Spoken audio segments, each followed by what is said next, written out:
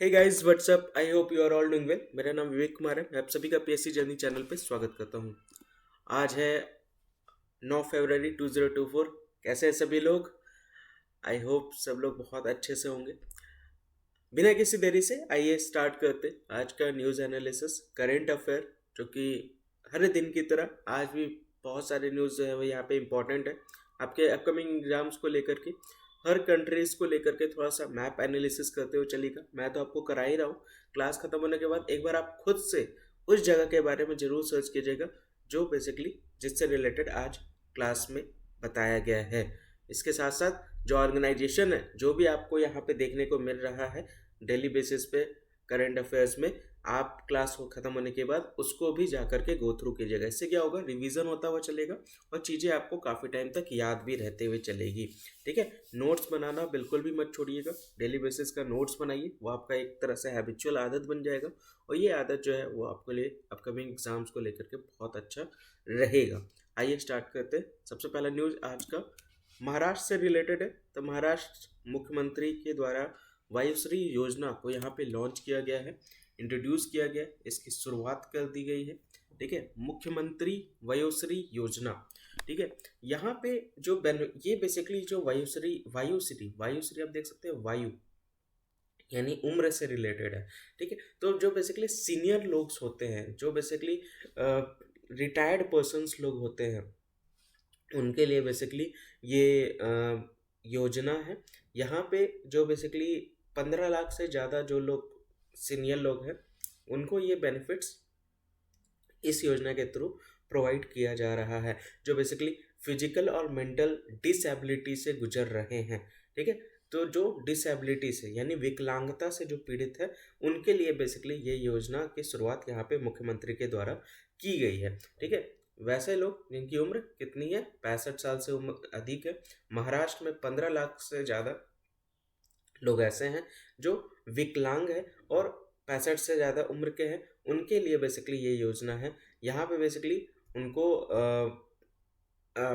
अगर मैं बात करूँ तो उन नागरिकों के लिए यहाँ पे जांच की जाएगी और यहाँ पे लोगों को 3,000 रुपये का भुगतान भी किया जाएगा। तो ये भी यहाँ पे कहा गया है, उन लोगों को 3,000 रुपये का भुगतान भी किया जाएगा, पेड भी किया जाएगा, उनकी जांच भी की जाएगी। तो ये इस स्कीम्स के थ्रू प्रोवाइड किया जाएगा बेनिफिट्स उन 15 लाख बुजुर्गों को जो बेसिकली डिसेबल है, डिसेबिलिटी से सफ़र कर रहे हैं। ठीक है, ये जो है योजना है, पूरे जिला में इसको लागू कर दिया गया है। ठीक है, और इस योजना में जो कॉस्टिंग आई है सरकार की, वो 480 करोड़ रुपए की लागत से सभी जिलों में इसको लागू कर दिया गया है। ठीक है, तो उसी से रिलेटेड न्यूज़ है, याद रखिएगा। तो महाराष्ट्र की बात कही जा रही है। महाराष्ट्र आप देख सकते हैं, यह महाराष्ट्र का मैप है।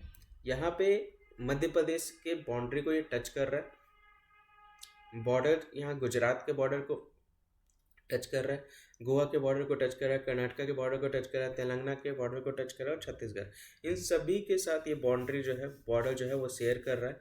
यहाँ पे आप देख सकते हैं मुंबई आपको यहाँ देखने को मिलेगा।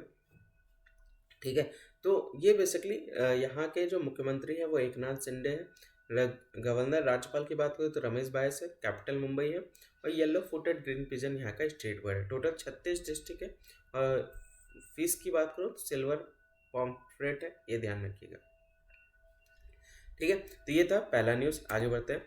दूसरा यहाँ पे देख सकते हैं चाइना के द्वारा लॉन्च किया गया जीलोंग 3 रॉकेट। ठीक है, तो ये कमर्शियल मिशंस के लिए यहाँ लॉन्च किया गया। यहाँ पे अगर मैं बात करूँ, ये जियोलॉन्ग 3 जो रॉकेट है, ये किसके द्वारा डेवलप किया गया, ये तैयार किया गया चाइना के द्वारा और इसको 9 सैटेलाइट्स के साथ इसको यहाँ पे लॉन्च किया गया। कहाँ से लॉन्च किया गया है? यांगजियांग के तट पर एक तैरते बजरे से इसको 9 उपग्रहों को सफलतापूर्वक कक्षा में लॉन्च किया गया। ठीक है, तो ये ध्यान रख सकते हैं। यहाँ के जो राष्ट्रपति हैं जी जिनपिंग, ठीक है, इनके द्वारा जो कमर्शियल स्पेस सेक्टर के विस्तार में है ना, उसको एक्सपेंशन करने को लेकर के ये बेसिकली सैटेलाइट यहाँ पे बनाया गया है। जो बेसिकली इस सैटेलाइट, ये जो सैटेलाइट जो लॉन्च किया गया है, इस रॉकेट के अंदर जो 9 सैटेलाइट लॉन्च किए गए, वो सैटेलाइट किस में वर्क करते हैं? वो कम्युनिकेशन में वर्क करते हैं, रिमोट सेंसिंग में वर्क करते हैं, नेविगेशन में वर्क करते हैं। तो ये उपग्रह नेटवर्क के निर्माण को, महत्व को ये फोकस करता है, रेखांकित करता है। तो ये ध्यान रखिएगा। रॉकेट की जो क्षमता है वो 1500 किलो का पेलोड उठा करके 500 किलोमीटर और कक्षा में ले जाने का है, ये ध्यान रखिएगा। जियोलॉन्ग 3 याद रखिएगा, ये रॉकेट किसके द्वारा लॉन्च किया गया? तो ये चाइना के द्वारा, और इसने 9 सैटेलाइट्स इसमें जियोलॉन्ग रॉकेट से लॉन्च किए गए हैं चाइना की तरफ से। ठीक है, कहाँ से? यांगजियांग जो नदी है वहाँ के तट से इसको बेसिकली लॉन्च किया गया। ठीक है, चाइना की मैं बात करूँ तो चाइना यहाँ पे आप देख सकते हैं बॉर्डर यहाँ पे मंगोलिया कंट्री के साथ टच कर रहा है, रसिया के साथ टच कर रहा है, कजाकिस्तान के साथ टच कर रहा है, किर्गिस्तान हो गया। ठीक है, तो ये सारे आप देख सकते हैं, पाकिस्तान हो गया, इंडिया हो गया, तो ये सारे के साथ ये बाउंड्री जो है वो शेयर कर रहा है। म्यांमार हो गया, लाओस हो गया, वियतनाम हो गया, थाईलैंड हो गया। ठीक है, बाकी इधर आप देख सकते हैं फिलीपींस आपको यहाँ देखने को मिलेगा। ठीक है, ताइवान देख सकते हैं इस जगह पे, ईस्ट चाइना सी आप देख सकते हैं, और इसका कैपिटल जो है वो बीजिंग है। ठीक है, बीजिंग है, राष्ट्रपति जो है वो जी जिनपिंग है। और यहाँ पे अगर मैं बात करूँ, लैंग्वेज जो बोली जाती है मैंड्रिन बोली जाती है, तो ये थोड़ा सा ध्यान रख सकते हैं। अच्छा, एक क्वेश्चन मुझे यहाँ से बताइएगा, दुनिया का सबसे गंदा शहर, सबसे गंदा शहर,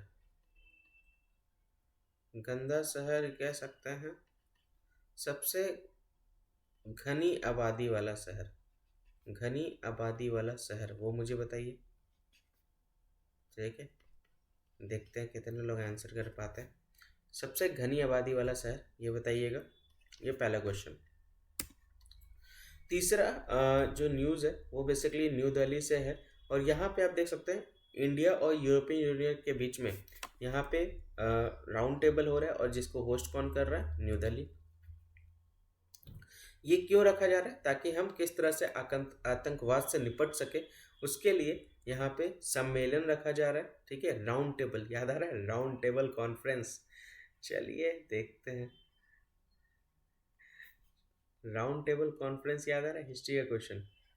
महात्मा गांधी किस राउंड टेबल कॉन्फ्रेंस का हिस्सा थे? राउंड टेबल कॉन्फ्रेंस का हिस्सा थे, वो मुझे बताइएगा। हिस्सा थे, महात्मा गांधी किस राउंड टेबल कॉन्फ्रेंस का हिस्सा थे? और मुझे ये भी बताइएगा कि ये राउंड टेबल कॉन्फ्रेंस जो हुआ था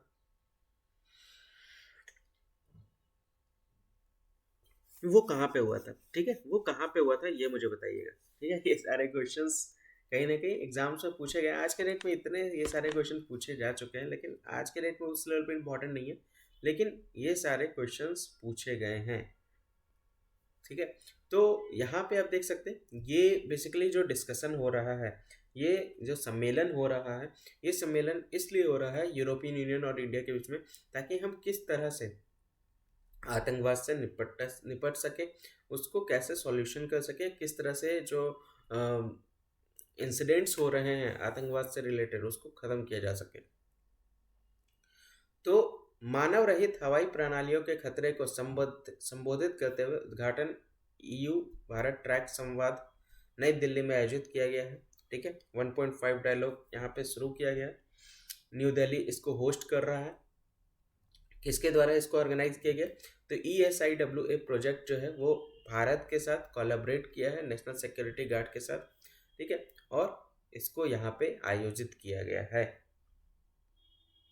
किसके द्वारा ये बेसिकली को फंड किया गया, पोषित, यानी कि किसके द्वारा किया जाए? वित्त पोषित अगर मैं बात करूं तो EU, German federal foreign office हो गया, France ministry for Europe and foreign affairs हो गया, ये सारे क्या है, इसको सहवित्त पोषित किया जाता है, यानी को फंड किया जाता है, ये ध्यान रखिएगा। उसी को लेकर के बात कही जा रही है।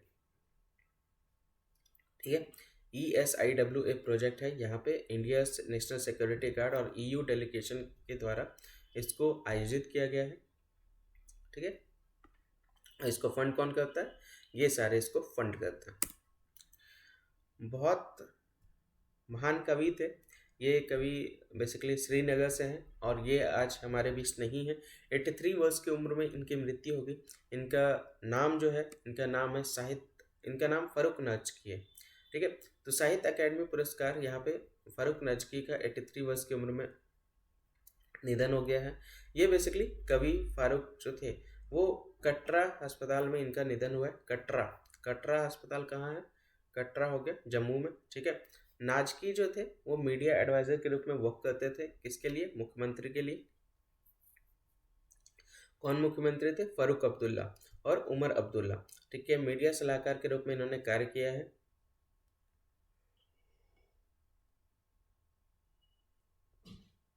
नाजकी ने ऑल इंडिया रेडियो कश्मीर और दूरदर्शन में कई महत्वपूर्ण पदों पर कार्य किया।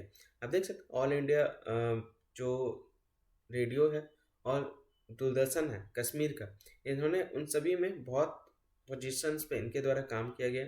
इनको अवार्ड से सम्मानित किया गया था, साहित्य अकेडमी अवार्ड से सम्मानित किया गया था कश्मीर में। इनके द्वारा जो बेसिकली बुक जो थी लॉन्च किया गया था, बुक का नाम था नार यूतन कंजल वनस, फायर इन द आई लैसेस। इसका मतलब होता है फायर इन द पलकों में आग। तो ये इस बुक के लिए इनको साहित्य अकेडमी पुरस्कार से सम्मानित किया गया है, ये ध्यान रख सकते हैं। चलिए मुझे यहाँ पे एक और क्वेश्चन बताइएगा। ठीक है, चलिए तीसरा नंबर क्वेश्चन आपके सामने। साहित्य अकेडमी जो है, साहित्य अकेडमी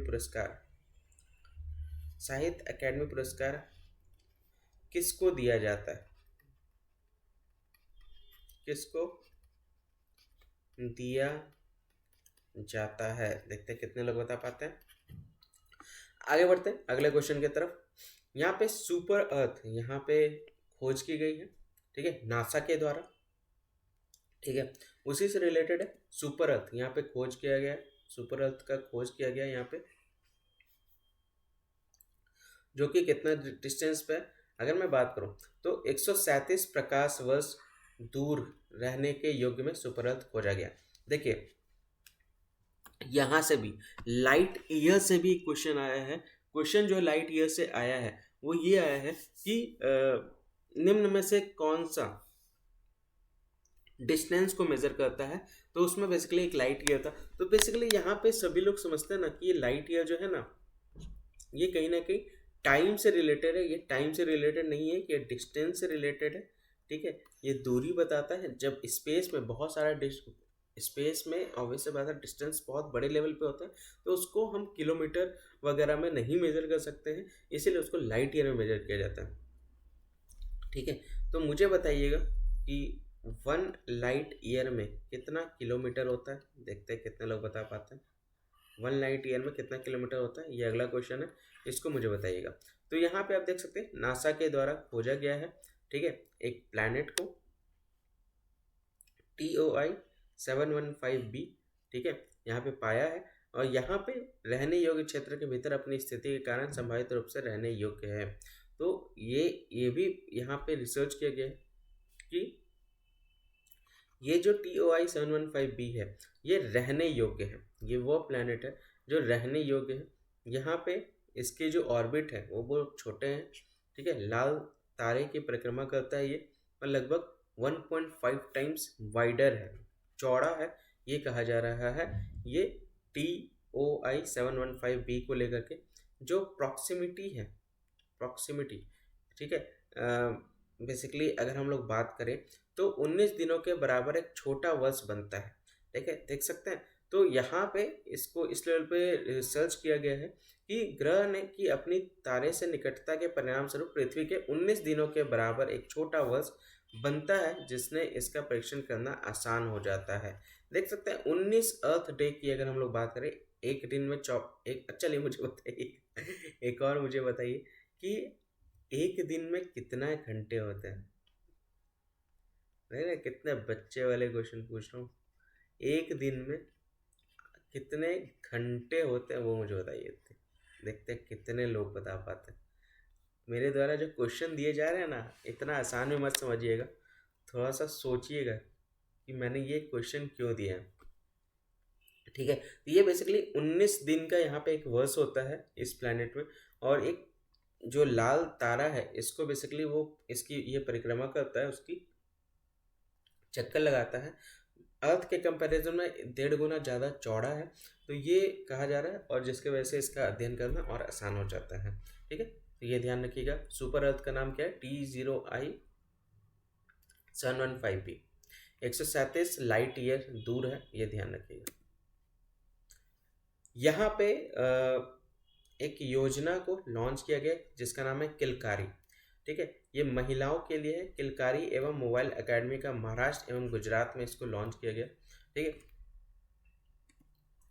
तो ये डिजिटल हेल्थ इंडिया है। ठीक है, यहाँ पे गुजरात और महाराष्ट्र में किलकारी को लॉन्च किया गया। किलकारी क्या है, पहले भी हम लोगों ने इसके बारे में कवर किया है। तो एक मोबाइल हेल्थ पहल है। ठीक है, ये बेसिकली जो मिनिस्ट्री ऑफ स्टेट के जो हेल्थ डिपार्टमेंट है उनके द्वारा गुजरात और महाराष्ट्र में किलकारी मोबाइल स्वास्थ्य पहल की शुरुआत की गई है। ये लाभार्थियों को गर्भावस्था, प्रसव और बच्चे की देखभाल पर साप्ताहिक ऑडियो संदेश देता है। देखते हैं, जब ऑब्वियस सी बात है, जब एक फीमेल प्रेगनेंसी पीरियड में होती है तो उस केस में बहुत सारे उनमें चेंजेस देखने को मिलते हैं, उनके मूड स्विंग्स देखने को मिलते हैं। तो उस चीज़ को लेकर के यहाँ पे एक ऑडियो मैसेज यहाँ पे वीकली डिलीवर किया जाता है इस ऐप के द्वारा, ताकि उनको वो हमेशा पॉजिटिव रहें, अच्छी चीज़ें सोचें। ये यहाँ पे इंडिया के लेवरिंग, जो अगर हम लोग बात करें, प्रौद्योगिकी का लाभ उठाने की भारत की प्रतिबद्धता को रेखांकित करता है। यानी पब्लिक हेल्थ डिपार्टमेंट के लिए ये बेसिकली एक तरह से अंडरस्कोर करता है इंडिया की कमिटमेंट को स्वास्थ्य को लेकर के, स्वास्थ्य में उन्नति को लेकर के। ये ध्यान रखिएगा। ये 18 राज्यों और यूनियन टेरिटरी में लागू किया गया है। मोस्ट प्रोबेबली अभी फिलहाल किलकारी योजना की शुरुआत जो की गई है वो लॉन्च कहाँ किया गया? गुजरात और महाराष्ट्र में, ताकि वो ऑडियो मैसेज किलकारी ऐप के थ्रू जो बेसिकली फीमेल जो प्रेगनेंसी पीरियड में है या जो बच्चे को जन्म देने वाली है या बच्चे का जो देखभाल करे, उनके लिए बेसिकली ये लॉन्च किया गया है। उनके स्वास्थ्य को और डेवलप करें, उनके स्वास्थ्य को, मेंटल हेल्थ को उनको और डेवलप करें इस ऑडियो मैसेज के द्वारा। ठीक है, अगला न्यूज़ यहाँ पे है। ये न्यूज़ है बेसिकली हिमाचल प्रदेश से, और ये वोटिंग से रिलेटेड न्यूज़ है। देखिए, आप जितने भी लोग यहाँ पे हैं भारत में, जो विद इन द टेरिटरी रहते हैं, जो भारत के नागरिक हैं, 18 साल में सभी लोग क्या होते, एक तरह से एलिजिबल हो जाते हैं। ठीक है, एलिजिबल हो जाते हैं सारी चीज़ों को लेकर के, समझने को लेकर के, अंडरस्टैंडिंग को लेकर के। तो यहाँ पे वही कहा गया है कि हिमाचल प्रदेश में बहुत सारे लोग जो हैं वो वोट नहीं देते। ठीक है, देखिए, वोट देना एक हमारा अधिकार है। ठीक है, तो मतदाता जागरूकता को बढ़ावा यहाँ पे दिया जा रहा है। यहाँ पे हिमाचल प्रदेश में 2 समझौता ज्ञापन पर यहाँ पे हस्ताक्षर किए गए हैं। खास करके जो रूरल डेवलपमेंट की बात यहाँ पे कही जा रही है। ठीक है, तो पहला समझौता ज्ञापन ग्रामीण विकास और पंचायती राज विभाग और चुनाव विभाग के बीच हस्ताक्षर किया गया है। देख सकते हैं, ग्रामीण विभाग और पंचायत राज डिपार्टमेंट के बीच में और इलेक्शन डिपार्टमेंट के बीच में इसको साइन किया गया है। इसका एम क्या है? राज्य भर में जनता के बीच मतदाता जागरूकता को फैलाना था। आप देख सकते हैं, इसका एम क्या है कि राज्य भर के बीच में मतदाता जागरूकता फैलाना है। और दूसरा जो हस्ताक्षर किया गया मेमोरेंडम ऑफ अंडरस्टैंडिंग, उसमें क्या बोला जा रहा है कि जो सामाजिक न्याय है और जो बेसिकली अधिकारिता विभाग है उनके और चुनाव विभाग के बीच समझौता ज्ञापन यहाँ पे किया गया। देख सकते हैं, तो यहाँ पे जो डिफरेंट डिपार्टमेंट है उनके साथ ये MOU साइन किया गया ताकि लोगों को सचेत कर सके। देख सकते हैं, इलेक्शन डिपार्टमेंट पंचायत राज के साथ और ग्रामीण विभाग के साथ यहाँ पे साइन कर रहा है। ठीक है, ताकि ज़्यादा से ज़्यादा लोग राज्य में मतदान दे सके और मतदान को लेकर के जागरूक हो सके। ये कैंपेन चलाई जा रही है, ये हेल्थ डिपार्टमेंट के साथ ये साइन किया गया ताकि हम वोटिंग को और ज़्यादा बढ़ा सके। हिमाचल प्रदेश में ग्रामीण क्षेत्र से वोटिंग का जो रेशियो है वो बहुत कम देखने को मिलता है। उस चीज़ को बढ़ाने के लिए यहाँ पे ये सारे समझौता ज्ञापन पर हस्ताक्षर किए जा रहे हैं। अगर मैं बात करूँ निर्वाचन अधिकारी की, मैं बात करूँ तो ये बेसिकली मनीष गर्ग जो यहाँ हिमाचल प्रदेश के जो ये देखते हैं। ठीक है, अब निर्वाचन आयोग की बात यहाँ पे कही जा रही है, तो मुझे बताइए कि जो इलेक्शन है, इलेक्शन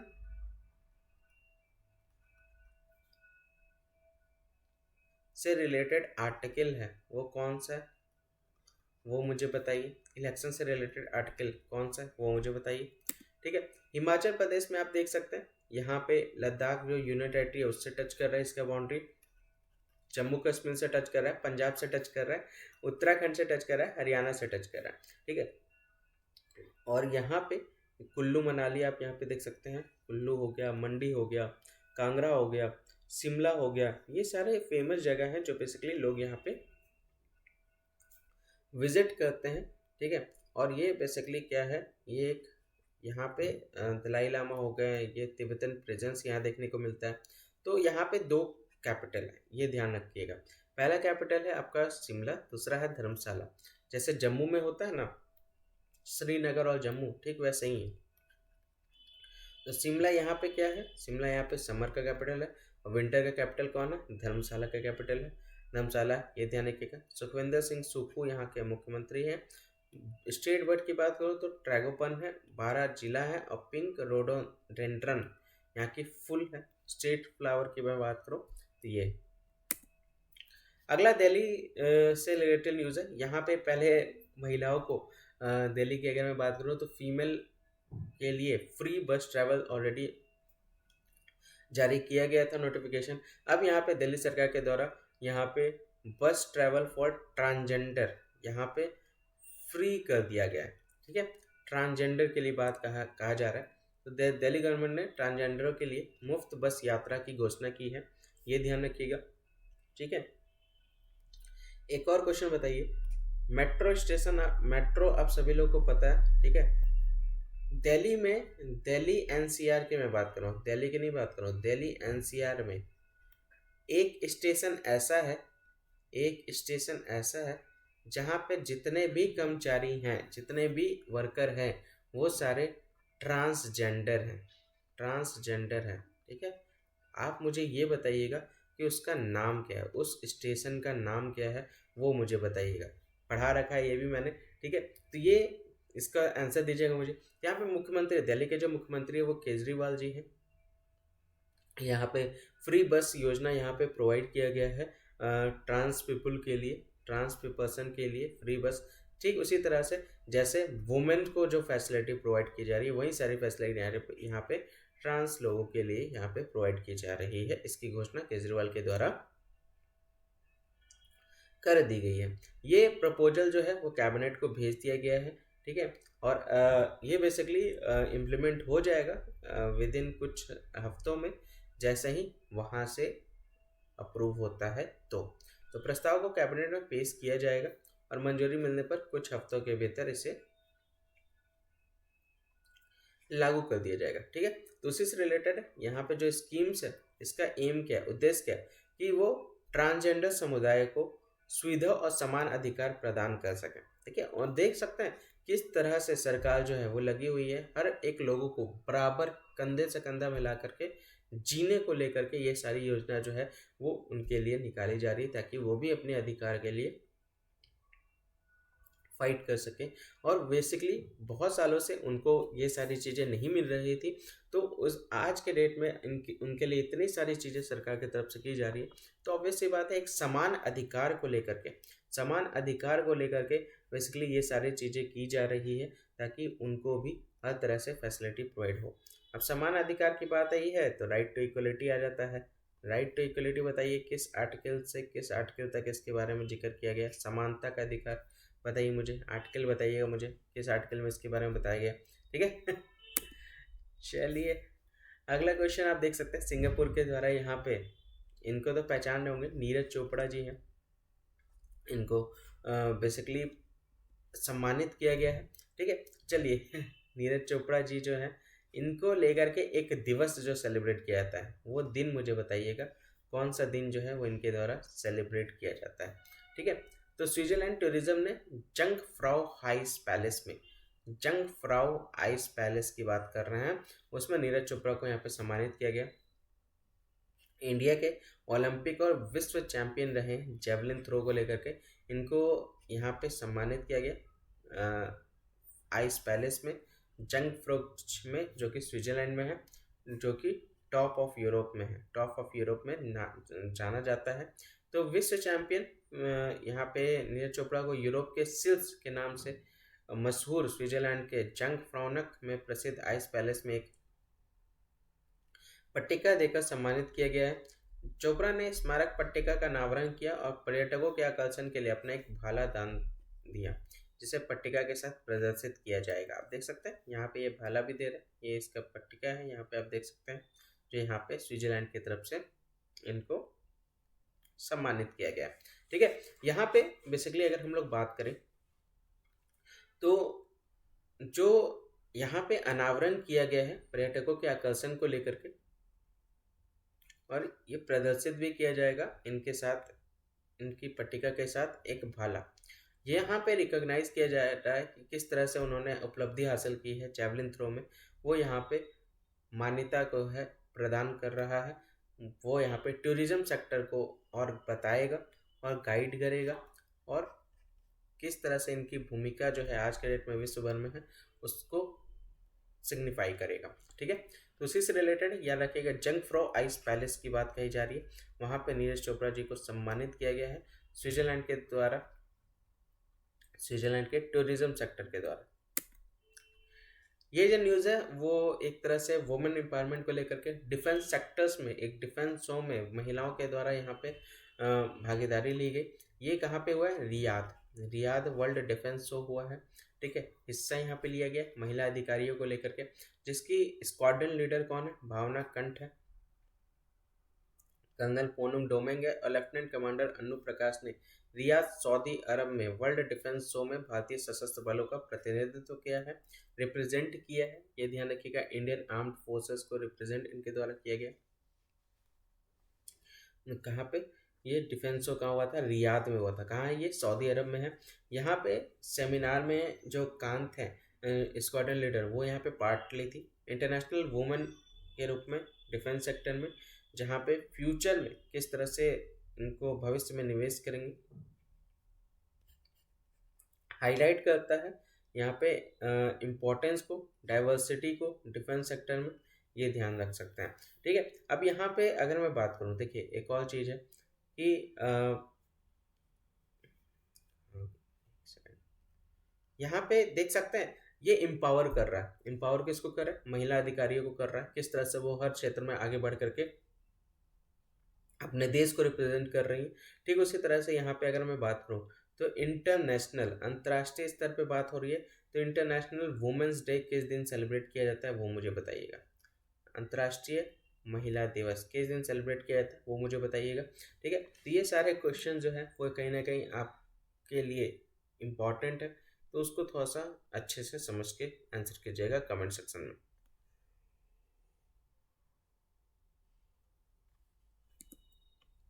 नवीन मलिक, यहाँ पे आप देख सकते हैं 74 kg कैटेगरी में इनके द्वारा रेसलिंग चैंपियनशिप में यहाँ पे कुश्ती में जीता गया है। 74 किलोग्राम में नवीन मलिक, याद रखिए कॉमनवेल्थ गेम्स के गोल्ड मेडलिस्ट रहे हैं, और यहाँ पे जीत हासिल की है इन्होंने 74 किलो कैटेगरी में नेशनल रेसलिंग चैंपियनशिप में। मलिक यहाँ पे बहुत ही, अगर हम लोग बात करें तो कांस्य पदक यहाँ पे जो विजेता है यश तुषीर, उनके साथ एक कड़ी चुनौती का सामना इन्होंने करा, और 5-4 से मामूली अंतर से इन्होंने जीत हासिल करने में सफल रहे। ठीक है, इनको इंजरी के बावजूद, यानी चोट लगने के बावजूद, कहाँ पे? एंकल में, ये इन्होंने एक कड़ी लड़ाई लड़ी तुषार के साथ, और इसको जीती भी। ना सिर्फ कड़ी लड़ाई लड़ी, बस इसको जीती भी, बहुत मामूली अंतर से, देख सकते हैं 5-4 से विक्ट्री इन्होंने जीत हासिल की है 74 kg कैटेगरी में, एंकल में चोट लगने के बावजूद। ठीक है, ये रेसलिंग है, कुश्ती है, कुश्ती चैंपियनशिप पे याद रखिएगा 74 kg कैटेगरी का नवीन मलिक, ये ध्यान रख सकते हैं। ठीक है, अगला जो न्यूज़ है वो 7th इंडियन ओशियन कॉन्फ्रेंस से रिलेटेड न्यूज़ है। ठीक है, ये 2024 का हुआ है और ये कहाँ हुआ है? ये हुआ है पर्थ में। पर्थ कहाँ है? ये पर्थ है ऑस्ट्रेलिया में। ऑस्ट्रेलिया में पर्थ, यहाँ पे हिंद महासागर सम्मेलन पर्थ ऑस्ट्रेलिया में आयोजित किया गया। यहाँ पे जो एक्सटर्नल अफेयर मिनिस्टर है, विदेश मंत्री डॉक्टर एस जयशंकर, उनके द्वारा पर्थ ऑस्ट्रेलिया में 7वें हिंद महासागर सम्मेलन का उद्घाटन भाषण दिया गया है।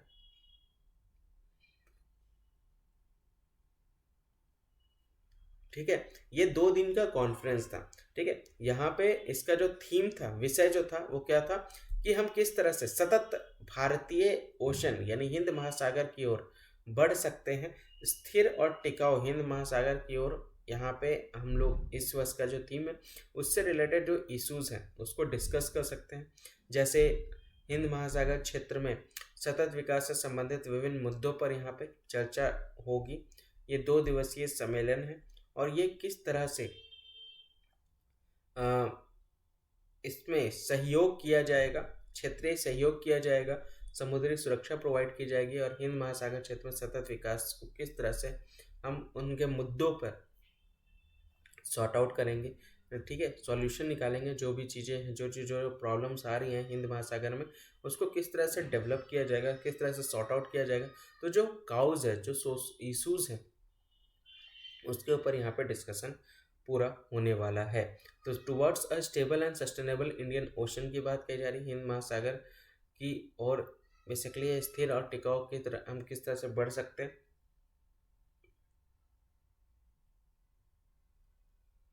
उसी को लेकर के ये बेसिकली सातवां इंडियन ओशन कॉन्फ्रेंस। देख सकते हैं ये कॉन्फ्रेंस का नाम ही, कॉन्फ्रेंस के नाम में हिंद महासागर है, मतलब कहीं ना कहीं ये हिंद महासागर से रिलेटेड ही है।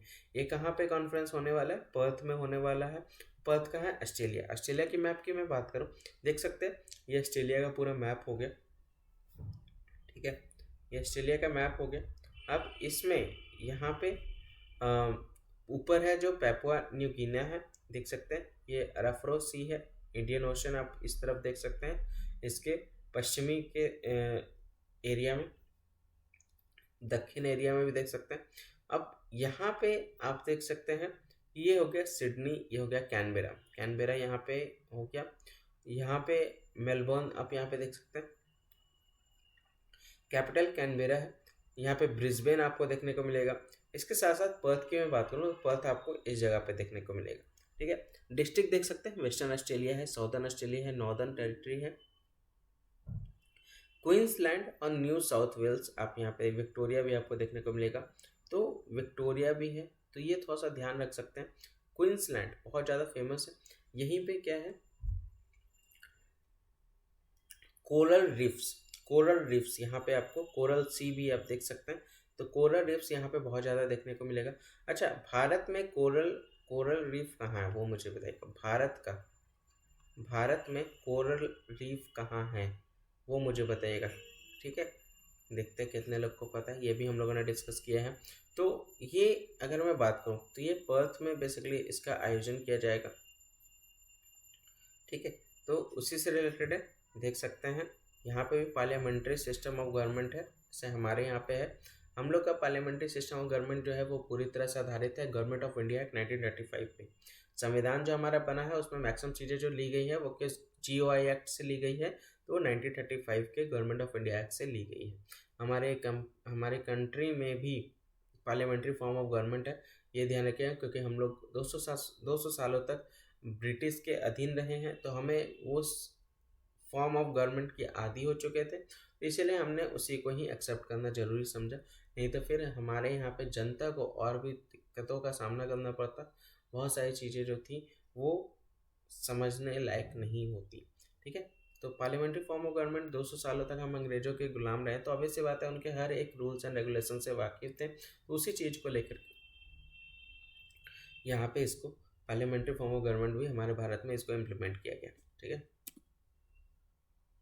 राज्यसभा के द्वारा यहाँ पे पास किया गया है SC/ST बिल उड़ीसा में, ये उड़ीसा को लेकर के, ये ध्यान रखिएगा, राज्यसभा से रिलेटेड न्यूज़ है।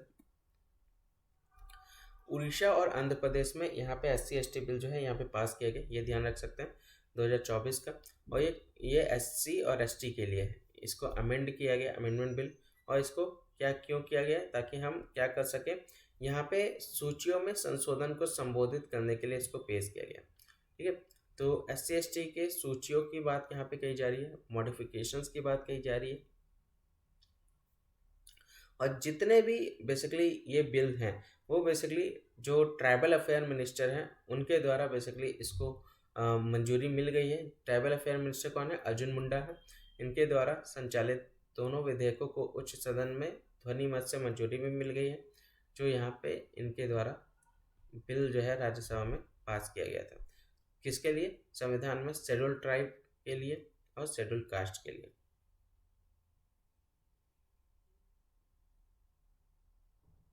ठीक है, राज्यसभा राज्यसभा राज्यसभा है ना, राज्यसभा के द्वारा ये बिल यहाँ पे पास किया गया। चलिए एक और क्वेश्चन बताइए। अभी आपने देखा है संसद को एक्सटेंड किया गया है, नया संसद देखा है आप लोगों ने? नया संसद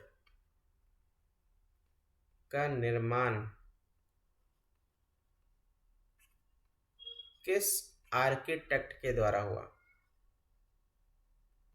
अभी जो नया संसद का निर्माण हुआ है वो किस आर्किटेक्ट के द्वारा हुआ है, वो मुझे आंसर कीजिएगा। ठीक है, ये न्यूज़ है हाउदी से रिलेटेड। हाउदी पढ़ाया था ना, याद आ रहा है? हाउदी से रिलेटेड है। तो यहाँ पे हाउदी का अनस्क्रूड सरफेस व्हीकल एक नया खतरा बनकर उभरा है। ठीक है, USV अनस्क्रूड सरफेस व्हीकल की बात कही जा रही है, और ये बेसिकली क्या है, यमन ने लाल सागर में अमेरिकी नौसेना और वाणिज्यिक जहाज़ों की ओर एक सशस्त्र मानव रहित सतह जहाज लॉन्च किया है। अभी आप देख सकते हैं अमेरिका के तरफ हो गया, अमेरिका के द्वारा, फिर UK के द्वारा यहाँ पे लॉन्च किए गए थे।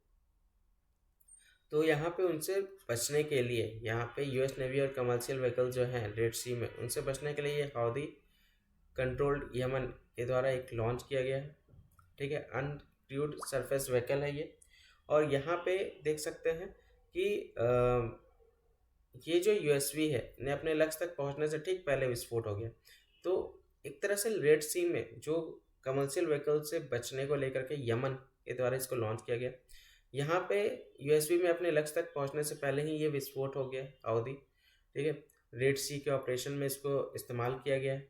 USV एक खुद में एक तरह से क्या है, सुसाइड ड्रोन बोट है, और ये कंसिडर किया जाता है हाउदी के मैरीटाइम आर्सेनल को लेकर के।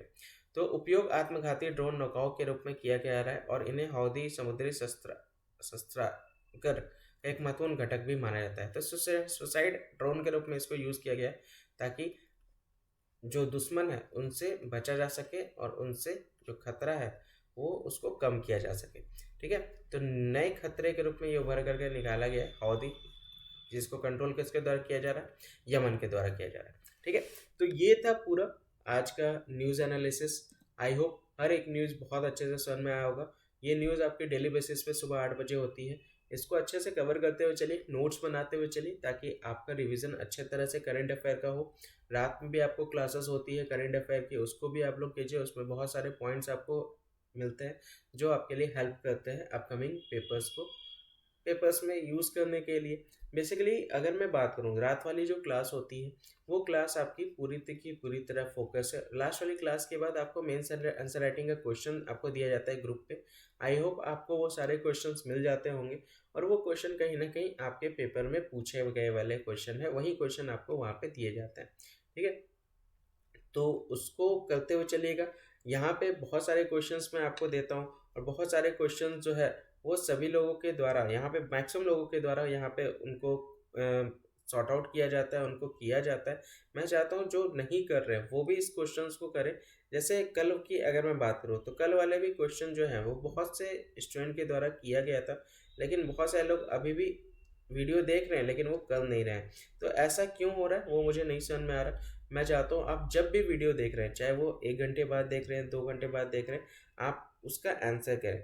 आप उसका आंसर करें। जैसे पूजा हो गई, निधि हो गई, ये लोग आंसर कर रहे हैं डेली बेसिस पे। तो मैं चाहता हूँ कि सभी लोग ये सारे क्वेश्चन जो दिए जा रहे हैं उसके आंसर्स करें, एक्टिवली पार्ट करें। कभी भी ज़रूरी नहीं कि जब क्लास आ रही है उसी टाइम पे ही आपको क्वेश्चन करना।